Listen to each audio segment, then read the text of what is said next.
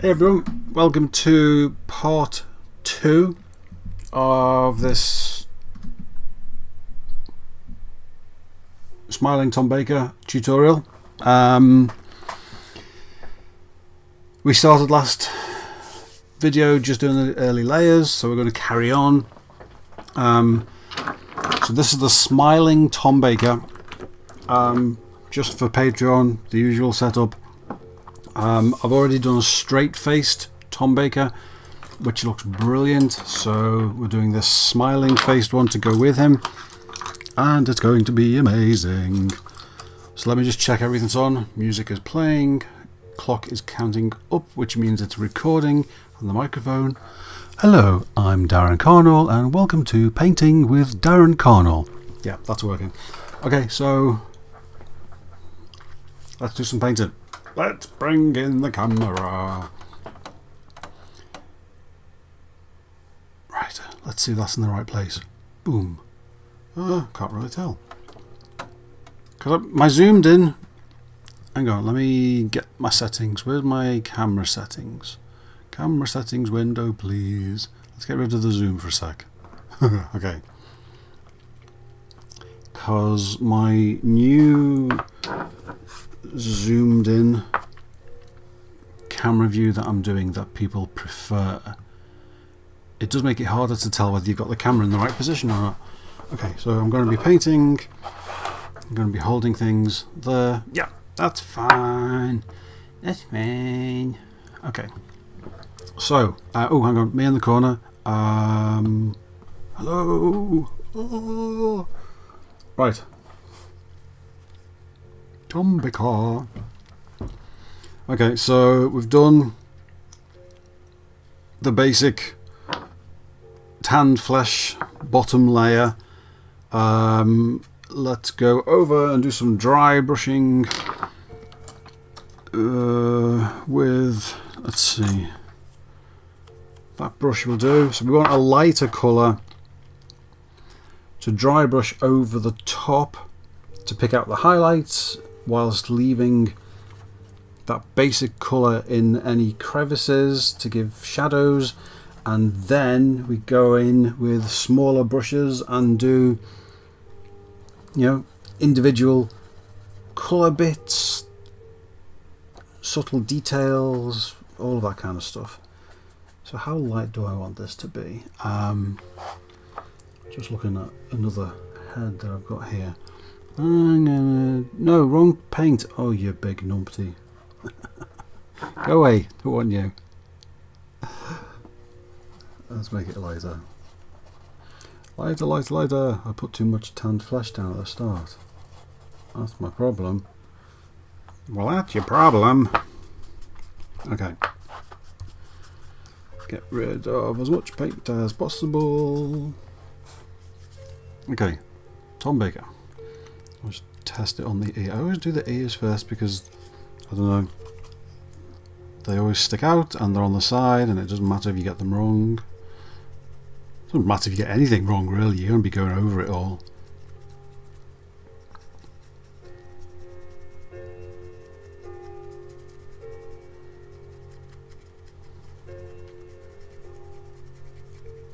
So this is like a very rough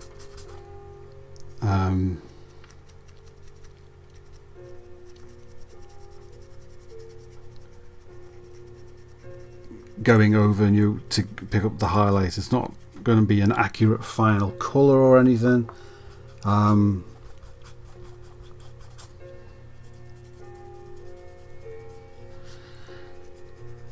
It just helps with that base colour underneath it. It helps. I mean, it gives you a sort of a very quick, quite a good look. If you didn't want to do anything else, you probably could stop it at this level, as long as you had the right colours that you were happy with the final result.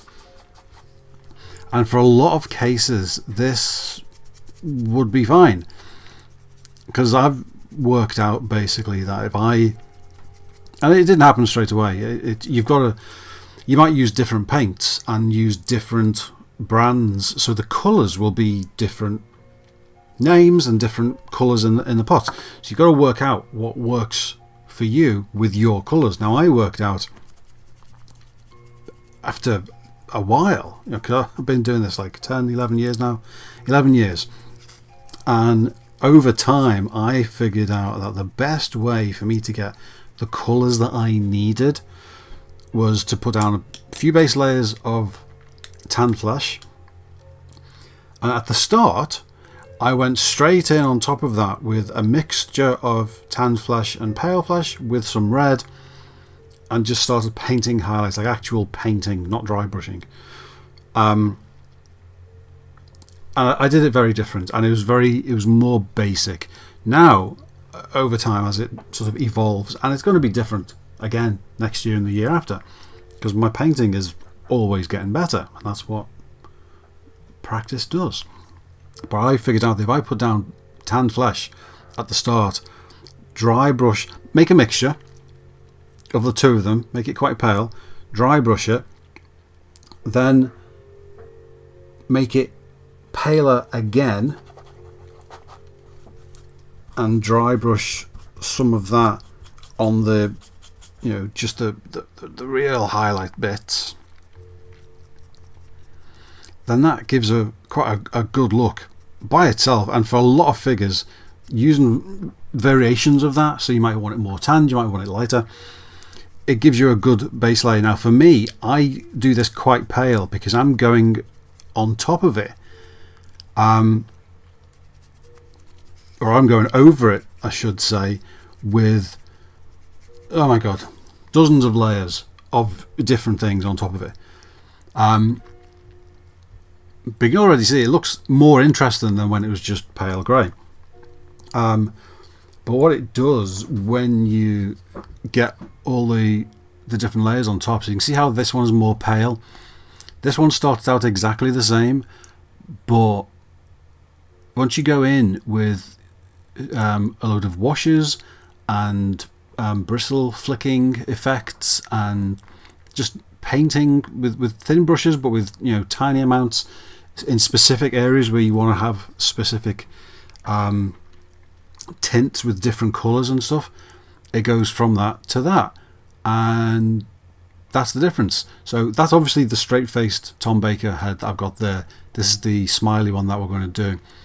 Now I will show you the two of them together when this is done, but for now we're just working on that. I'm going to put the lids back on these because I'm kind of done with that colour for now. So yeah, that's what I was saying. I worked out what I needed to do in what order to get the effect that I wanted, and it started out the same with a base layer and then some dry brushing. But then I figured out, it was relatively recently, a couple of years ago, that if I put a thin wash of leather brown over the whole thing, that took it from looking like some dry brushed paint, which was slightly the wrong colour, to, you know, it let you control the amount of suntan, you know, colour that a skin had. And I usually do several layers during the course of a paint job. It won't all be together. Oh, excuse me. They won't all be together, but after various parts of it, there'll be a wash, and then I'll do something else, and then I'll think that could do with another wash. And then what you do is you start doing washes in specific bits. Like you might do a wash over the cheeks, but it'll be like little tiny controlled washes instead of just a big wash over the whole thing.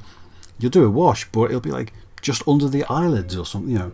You start to do a thing. So I'm doing a brown here, so you can see where it's wet and where it's dry. So it's quite a subtle, I mean, when you get it right. I've done it before where I've just done it and thought, oh my god, that's too much paint. But that's fine, you can control that. You can go in and you can wipe most of it off, and it's no big deal. So we're just going over the whole thing, thin wash of brown, and it's going all bubbly and smudgy, which is fine because we just use the brush to carefully get rid of all those bubbles, because we don't want bubbles. Okay.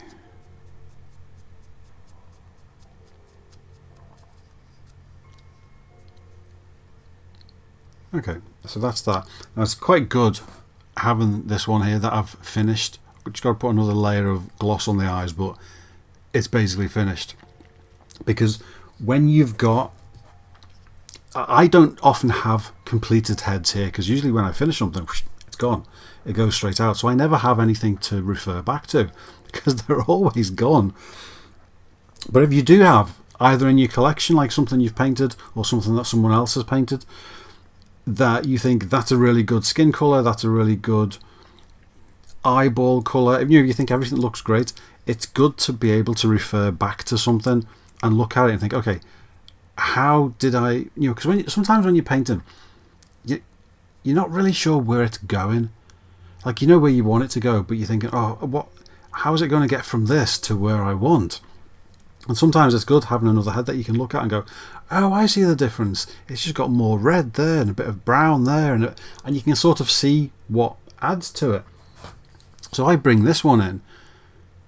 You can see that they sort of start off the same. I mean, this one's got so much more detail if I zoomed it in, which I will later on when this was more done.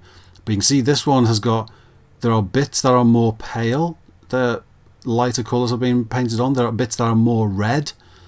The cheeks and underneath the eyes and stuff like that. So it's good being able to refer back to something if you have it. If you don't, just paint in thin layers and keep going, and you will get where you want to go. Okay, so looking at some pictures. Where's my reference pictures gone? Who's stolen my... Oh, there they are. I had a folder of reference pictures and I couldn't find them. They were supposed to be on my screen and they weren't on my screen. Okay, where was the picture that I was going to use? La la la la la la la la. Yeah, that'll do. That one will do. Okay, so just getting up another reference picture on my screen. Gotcha. Right. So I'm going to do, there's a mark there which is from the plastic hairpiece. I put it on and it's quite tight and it made a mark, so I'll paint over that. Not a big deal, and it gets covered anyway, so that's fine. So what I want to do,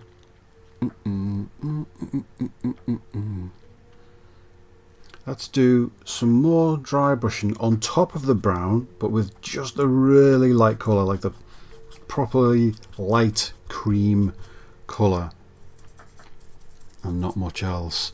Just on the highlighty bits, like the nose. So this is on top of the brown colour. So we did highlights underneath. We did the brown wash, which gave it started to give it that skin colour, the healthy suntan skin colour, or just getting it towards looking like skin. And then we go on top of that with just this light one, and it just picks out the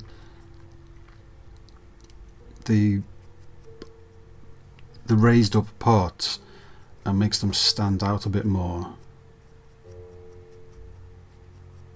That's very good. Right, let's get some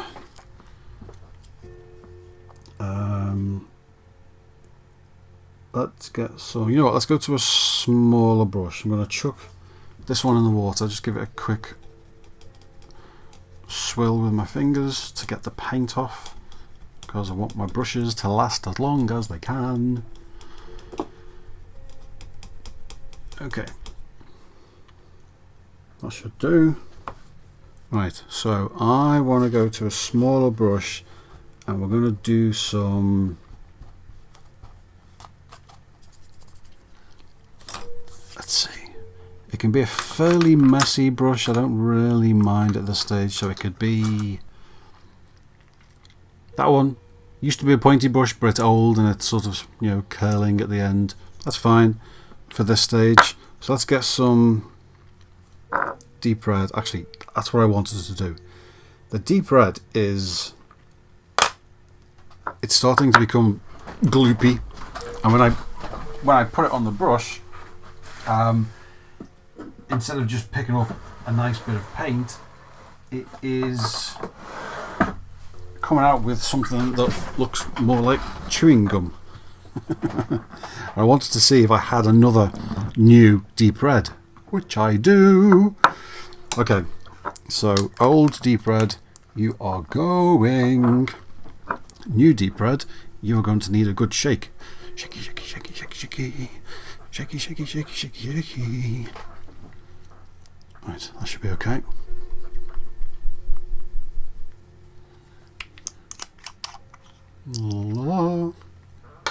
Right, now let me clean off that brush and get rid of the gloopy, yucky old stuff. That's what the paint does when you've had it a while. It sort of thickens, and at some point you've either used it all or you have to throw it away. But it's fine. I think they cost about £1.60, these things, so it's fine. Right, so we got some red. That bit there. So I'm just thinning it down, right down, using the flow enhancer. Oh my goodness, I'm hungry. Why am I not eating? Someone go and make me some toast. Okay, so I throw a bit more water on that because I want it to be thin, thin, thin, thin, thin. Probably too thin now, but it's fine. I can build it up. It's better to build up thin layers. So I'm going to chuck some under the eyes, because I always do shadows there. I'm going to do a bit. I mean, you can see how thin this is. It's hardly going on, but there is some, so it makes a difference. Do some on the ears, because the ears are always a bit more red than everywhere else. I'm going to pick up a little bit more. I'm going to, there's obviously some on the cheeks, but what I'm going to do for now is just dab a load on like that. I mean, in fact, let me, where is my camera settings? Camera settings. Right, okay, so let's bring the focus up somewhere for you. Oh, that's close. Okay, this is going to be difficult to do because I need to lean my arm somewhere and it's fallen off the edge of the desk. Okay, so let me just show you what the paint's like when it goes on. It's very thin. So I'm doing a bit of red on there like that, and then I'm using my finger, my clean finger, because I wash my hands before I do a paint job. Paint on like that, and I'm just going blob, blob, blob, blob, blob, blob, blob, blob, blob, just to dab it down. Let's put some on the side of the nose, some on the side of that nose. Let's put some. Chins can be weird because you look at them and they usually sort of look a bit more red, like they've got more blood vessels there or something. But they also look paler because they catch reflections in the same way as foreheads do. So you often find yourself trying to do a weird mix with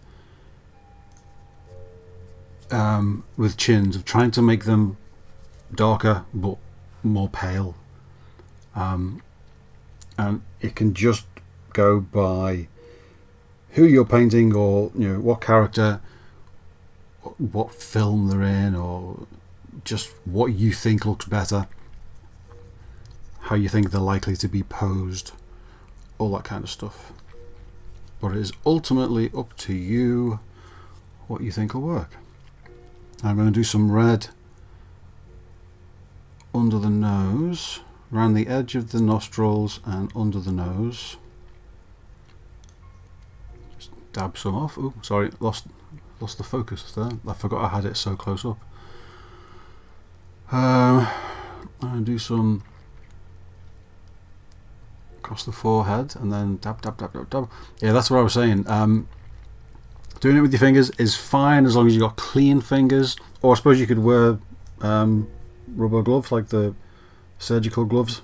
I've seen people do that. I don't want to because I can't be bothered putting gloves on, but that would have the same effect. It's basically to stop oils and dirt and stuff getting off your hands onto the head, because I have done it years and years ago where I was doing that and I didn't have it on a stick as well. I was just holding the head and working on it, and by the time it got to the end it just looked really grimy and as if the paint had somehow got dirty, and it had picked up oils off my skin and just got dirty, and I had to repaint it. And it's a thing that you have to be aware of, so that's why heads on sticks. Also, it makes them just easier to hold, but with clean hands I find it quite useful doing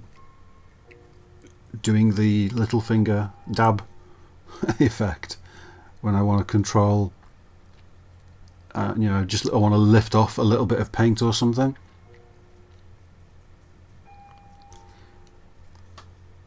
Like if I'm putting some there and then just go and dab it around, it helps blend it up, it helps spread the paint around. And sometimes if you just put too much paint on a thing, you do that and it'll lift up a bunch of the paint and get you closer to what you need. It's got a thin wash under there. That's probably the last we'll do under there, because that's usually more pale and it's going to get the stubble and stuff anyway. So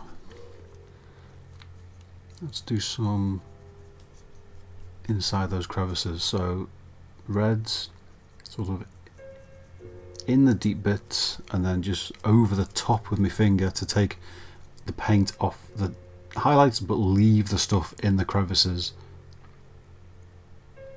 That worked quite well. Cool. So let's get a bit more under there, I think. Right, I'm going to drop the focus back down so I can carry on as normal. So I'm gonna, let's see, I'm gonna get some pale, I don't know, something. Let's water it down.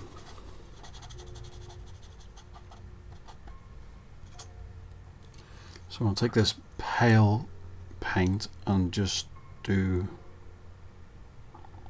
sort of thin washy dabs around the highlighty bit. Let's put some up here again. I don't want this to be dry brushing. I do want to get some colour on there, but dry brushing can look like dry brushing sometimes because none of the paint goes in any of the crevices. It's all over the surface peaks. Sometimes it looks like dry brushing, and you know it's always a good tool to use, but sometimes you do want to get some actual paint on the thing to lighten up the whole, you know, the peaks and the crevices.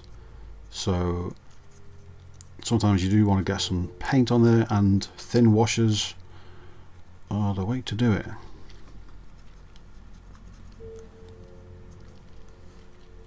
So I'm gonna, where's the leather brown? Let's get some leather brown. Actually, I had some here, didn't I? Right, let's just chuck a load of flow enhancer and a load of water on that because I want it thin, thin, thin. Get the water off the brush. Right, so I'm gonna, let's see, let's pour a bit all around there. Let's just dab it around. That's fine. Let's put a little bit under the eyes. Can just leave that as it is. I'm going to do a bit on the bottom of the nose, just in the middle. Maybe on the bridge of the nose too. In fact, you know what, let's do the sides, because we have a mixture of that red and the brown coming down the sides there. Let's get a bit on the cheeks. We're going to have a mixture of colours on here. Let's get some browns there. The bottom bit can all be pale, more pale, because that's where all the stubble and stuff is going to go. I'm going to get some brown in those crevices along with the reds. So it's some red, some brown. Let's get some of that brown and put some under the bottom there. A little bit in the corner there. Let's throw some inside the ear just to start off getting the ears a bit darker. Just dab some of it out because there was too much. A little bit more up there. So this, as you can see, I'm sort of, it looks like I'm randomly throwing colour around. It's not random. I'm doing it where I think it needs to be done, but it instead of saying right now I'm going to paint the nose and just doing the nose and going in with one colour, cleaning the brush, going in with another colour, cleaning the brush, while I've got the brown on the brush, it's just a good way to do it, to look around the whole head, or if it's a statue that you're doing, look around the whole statue and think, okay, where could this colour go? And it might not be something obvious, but you might either by looking at reference pictures or looking at an already completed head or something, or just going by your own eye, think, okay, this colour will look good there. And it might be for a logical reason, like you might be putting red on cheeks because blood vessels and to make them look like cheeks, or it might be random shadings and shadows, which is sort of what I'm doing here.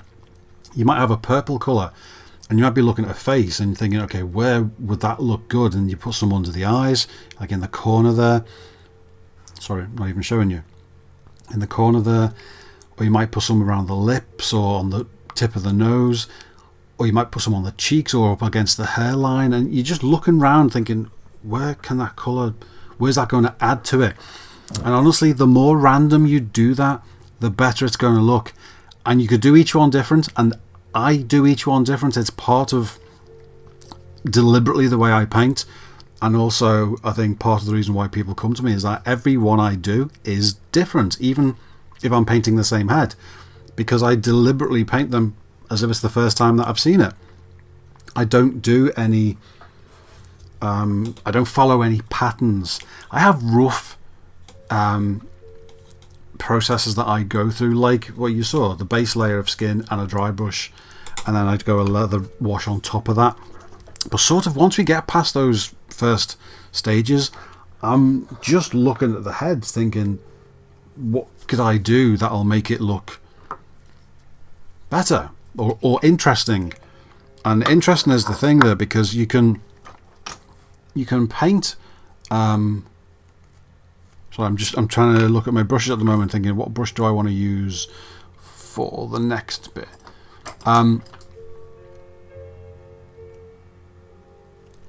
You can paint something to logically follow how a human head is, and you can make it really good. But if you do things more randomly, and sometimes you'd be thinking, well, that colour doesn't go there. Sometimes when you do that, they look better because they don't look like they've been deliberately painted to look human. They just look like they happened. But as long as you're doing it with some, thought, don't just go around thinking, I'm going to put green on his teeth. No, you can't. It's got to go by. There's got to be some reasoning behind it, but it's usually just a visual reasoning as opposed to logical, or biological, even, where highlights are and stuff like that. So what I'm doing at the moment, let me get the focus and bring that right up close to the camera. So I'm just getting some red, bright red. Actually, I put that focus very close to the camera. Bright red, and then washed it down a load with flow enhancer and water. Did a mix, and I've put a load on this brush, and I'm going to see if I can show it on.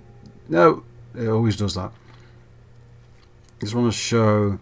Try and ignore the. Right, make it the funny light stuff go away. Go away, funny light stuff. Hang on, let me turn the light off and back on.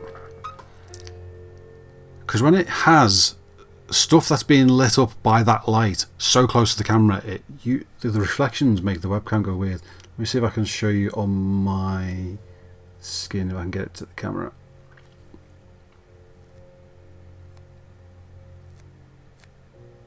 There you go. I'll do it stronger than I'm going to do on the head. See those dots? So I can catch some going on.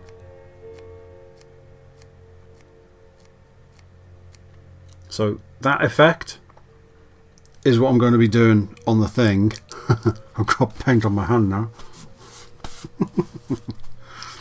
That's what I'm going to be doing on the head, but obviously less severe than that. I was really flicking that strongly there to do it.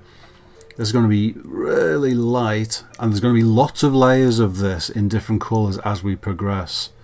So I want to see if I can just catch it happening right. So there's got some gone there, instantly too heavy. So just dab, dab, dab, and get rid of it. Just want some around the cheeks. That's okay. A couple of heavy ones there, but we can get rid of them. See if we can do some on this cheek. Mostly fine. Heavy one there, one in the wrong place there. That's okay. Let's do some on the forehead. Can we? Where's the focus? There.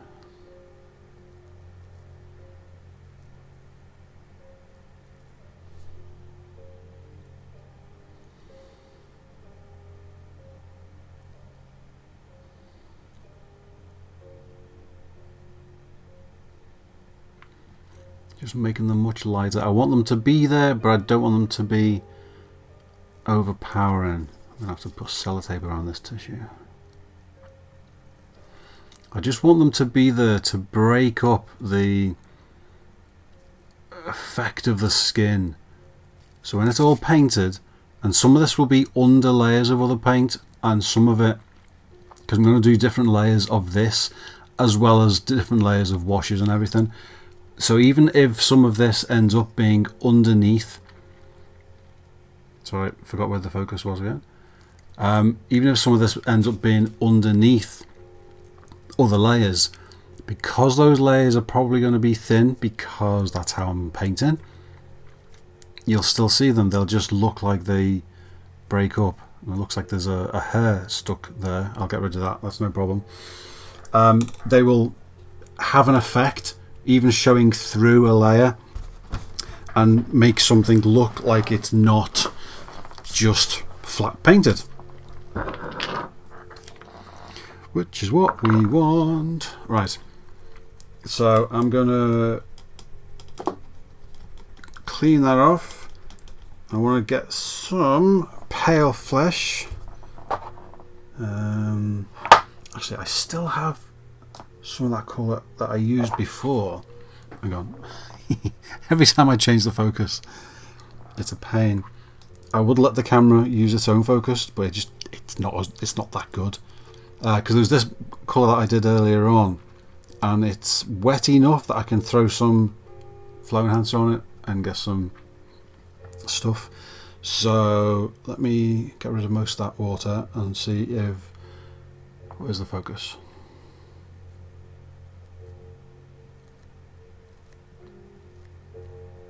See all that going on the edge? That's what we want. Right. Pick up the right head, Darren. So let's see. Where is the focus now? There. Okay. because when the focus is lower, I know you guys see less, but it's way easier for me to paint. Because holding it so close to the camera is brilliant for showing stuff off, but it's just so difficult to... I can't see anything basically. When it's up here, I might as well just be holding something up at my forehead. I can't see anything. But when it's a bit lower, like that, I can see much better. It's almost as if I'm painting without the camera, which is really useful. So load of dots, and they're quite heavy, so I'm just going to go dab, dab, dab, dab. But it still gives me a random mottled effect that I wouldn't get from regular painting.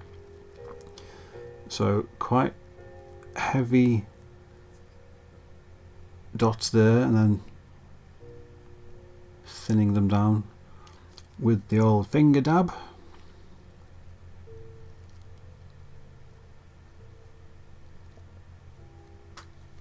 It's a great way to randomly build up colour.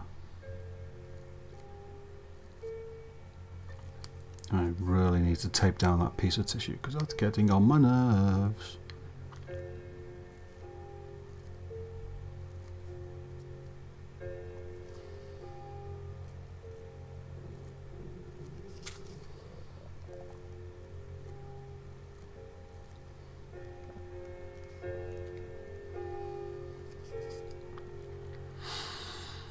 Okay, now while I've got some of that light colour, let me see, on that brush, so it's really light but it's also quite watered down. Let me get rid of most of it. I just want to come in manually, not manually, but you know, painting as opposed to dabbing or flicking or anything. As opposed to flicking, I mean I am dabbing. Oh, my brain's not working. And I just want to do some controlled colour application to go along with all the random stuff. And I'm going to get some more there. Now because this brush has got quite broken up bristles, it makes it good for doing stuff like this because it's a relatively random pattern. As long as you don't hold the brush in the same place and just go bub, bub, bub, bub, bub, bub. Because if there's a pattern on the brush, you'll see that pattern repeated. So when I'm doing this, I'm constantly twisting the brush, so it's always, you know, it is more random appearing, even if it's actually not. It sort of looks like it is.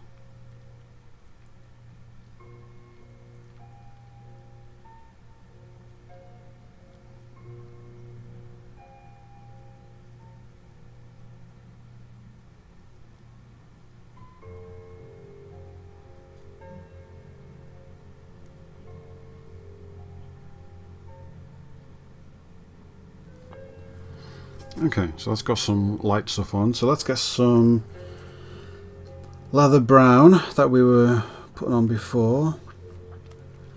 And I'm going to flick some leather brown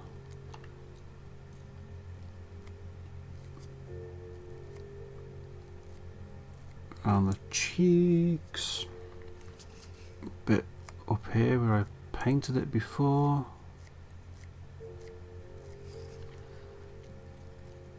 A little bit around the neck, a bit on the chin. Quite random with this. This stuff's quite subtle and very thin. I just want to add something. So I'm just doing some on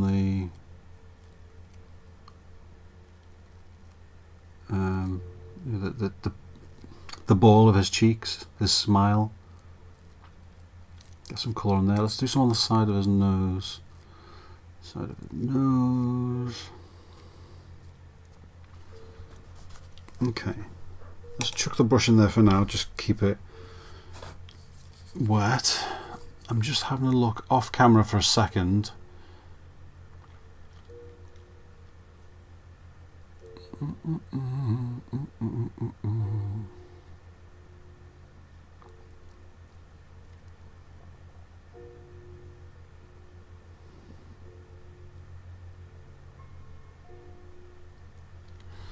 Okay, so we want, I was just comparing this, oh, my cheek next to my nose is itchy. I know I probably looked like I was picking my nose then, but I wasn't. It was the cheek on the side of my nose. I was comparing this head to the other head because these are a pair going to the same person. Now normally it wouldn't be as much of an issue because as long as it looks good and it's in the colour range to work on the figure, it's fine. Variation is actually good because it makes all the different characters look interesting. But if you've got two of the same character both going to the same person, and they might have both of those stood next to each other on their shelves, you have to get them to match, otherwise it looks like you don't know what you're doing.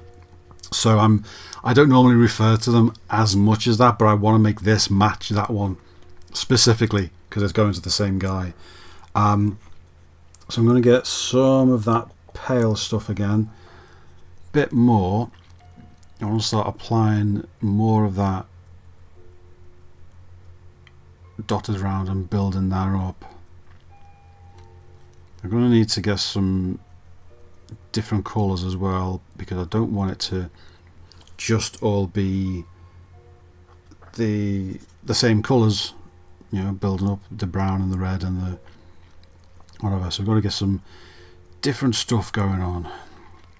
Also a different painting style, so I can't just do the first layers and then do everything with flicking. You've got to think, okay, where do I need to control this colour more and start to build it up.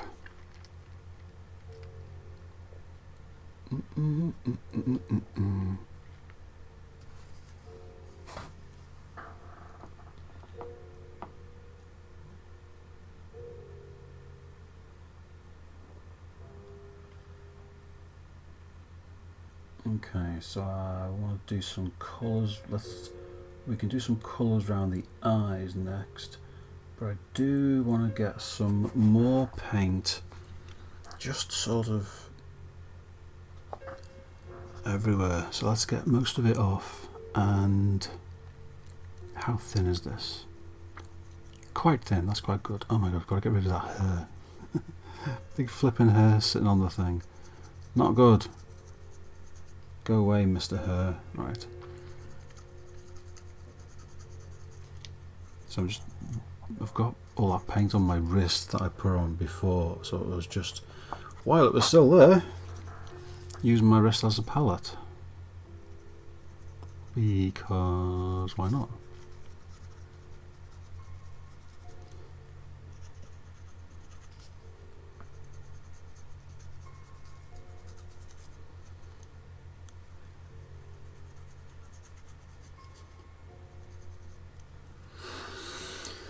Okay, so let's get some deep red. We've still got that thin washy stuff from before, from when we were flicking. Now what I'm going to do, we had put some in the crevice in the corners there. I want to start getting some around the eyes. Now this brush is really messy and not very accurate, but it should at this point still be good enough for what I'm doing. We're just going to get some colour around the eyelids, like, you know, the skin part, and what that's going to do is when we build it up, it's going to give the effect of, you look at eyelids, they've sort of got loads of blood vessels and stuff, that will give the effect of that as we build up the other layers and then paint the eyes in. And it sort of does it in quite an easy way. Now it doesn't really matter about getting paint on the eyes. It does if it's thick, because you will change the shape of the eye and it will no longer be a smooth eye, it'll be a bumpy eye because you painted bumpy paint on it. But if it's thin layers like this, which are 90% water, it doesn't matter about getting paint on the actual eyeball, because when you go over it, you're just going to cover it anyway. So I'm just taking some of the red while I've got it on and dabbing it around where I think it might be useful. You know, while I've got that wet brush. There you go. There's that hair gone. Finally. Go away. So let's get some of the bright red. Stick some more on the ears, because they should. More of the bright red underneath.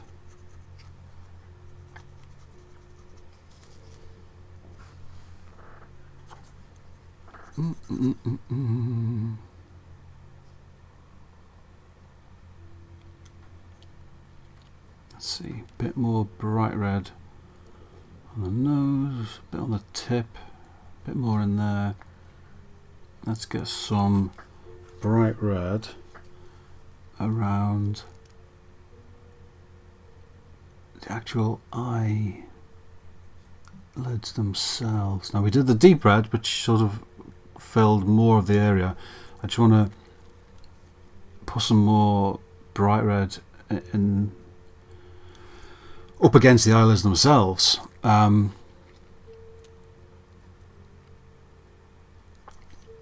it'll give a good effect when they are painted on. Now it looks like he's, you know, drunk or something at the moment. He's got really red eyes. That won't look like that if I bring in the other one. You can see how there is red around there, but once it's had all the other bits painted on, so you've got the eyeballs themselves, you've got the highlighted skin parts on the eyelids, but with the red parts around it. In fact, let's zoom up.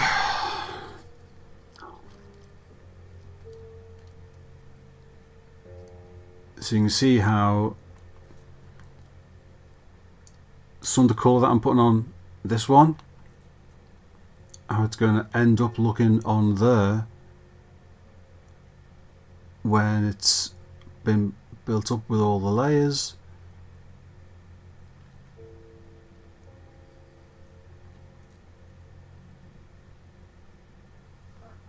And that lets you see where it's going to go. So let's grab some quickly, because this is 47 minutes already, so I don't want to keep you too long on each video, because, you know, you've all got things to do. So I'm going to get some umber. I'm going to thin that way down with, hang on, focus. Got some, I just threw some umber on there. It doesn't matter that it's picked up a bit of that brown. Thinned it right down with, that wasn't me breaking wind. I slid on my chair and it against the leather made that noise. And you probably don't believe me, and I don't care. So I've got some really washed down umber, which I'm chucking some in those crevices. Let's get some more. And you know what, I'm going to run it around there, and it can pick up in all the folds and everything, and create some lovely shadows. You don't need the shadows on here to be too dark, but I'm just going to go over the reds and browns with that a little bit.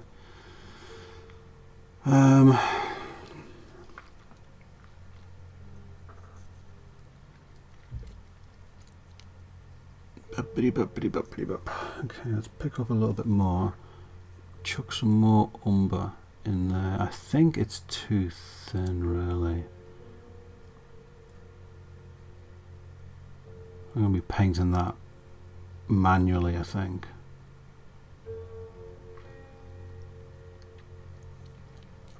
Which is fine. You know what, while I've got it, even though it's a messy brush, and even though I'm going to end up doing it again, let's get some of that umber and quickly, but being careful to not go over the end, because we don't want to ruin the paint job.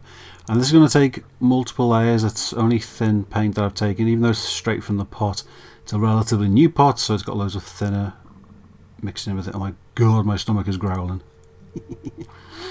This is what I get for working on Sundays and not eating enough. Okay, so that's that one done. Because doing these, where's the focus? There. It's useful in as much as, well, it's a thing that has to be done, but also it's just good to have them on there because they will help you see, okay, what colour should the skin be. The more things you have done like that, eyes, lips and whatever, they let you see what the thing next to them needs to look like, or what it will look like when it's done. So it's really useful having stuff like that done. Every time you get something done, like the eyes or whatever, it really helps with everything else. And that, in this case, because it's such a prominent feature, really helps with everything else because they're right there. I mean, there's no getting away from these things. Oops, may have gone a bit messy with that. Let's try and get rid of all that paint and go in with a bit of water and just clean that up. That's fine. That's fine. Now what I'm probably going to do, and I'll do it on the next video, just because it'll give time for this to dry, because it's still a little bit wet, as you can see, because it's shiny. The colours are all heading in the right direction and they're getting all the correct base layers that I want them to have. There's going to be some more, I'm not sure if it's going to be dry brushing or washing yet, but more pale stuff to go from the reddish colour here to this paler colour here, but picked out in certain areas, so not the whole thing. But you can see the difference, how this one is more red and more brown and a bit darker, but it's got all the right elements that this one's got, just that this one is more further on. But that's where this one's going. So I may dry brush it. I can't remember how I did this one. I may dry brush it, I may wash it. It doesn't really matter. I'm going to get the same effect because I know where I'm heading. So sometimes you'll do things, and if you do them repeatedly, if you don't remember what you did last time, or even if you're just doing random heads, there may be one time when you're painting a head and you dry brush it to get a certain effect, and the next time you may completely forget that and make a really thin wash and put a wash over it. And even though they do different things, as long as you know where you're going and why you're doing something, you will get the same effect. You may have to do a couple of different things along the way, but that's fine. That's experimenting. That's, like what I said, part of the reason why everything I paint, even multiple heads of the same thing, they all look different because they all get done slightly different ways. So that's where it's going. I'm going to let that dry so I can go over the top and start changing the colour. It's still a little bit sticky, and I don't want to do anything on top and rub any of that paint off, because that is the most annoying when that happens. So let me chuck the brush in the water. So that's where we're up to for now. Let's give you a quick close-up. So you can see all the noisy stuff going on. There's reds and browns and pale fleshes and tanned fleshes and umber, and there's all sorts of stuff going on, and flicked bits and washed bits and dabbed bits and everything, and that is all going to end up looking like Tom Baker. So let me change the camera back. Click. The computer is slow in changing back to the main camera because I've got this recording, which uses up computer power. I've got music playing, which uses up computer power. I think I've got a thing uploading to YouTube, which uses up computer power.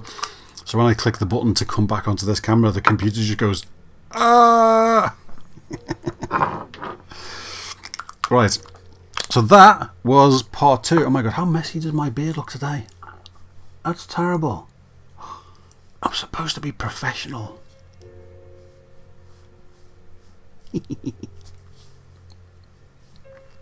It's so long.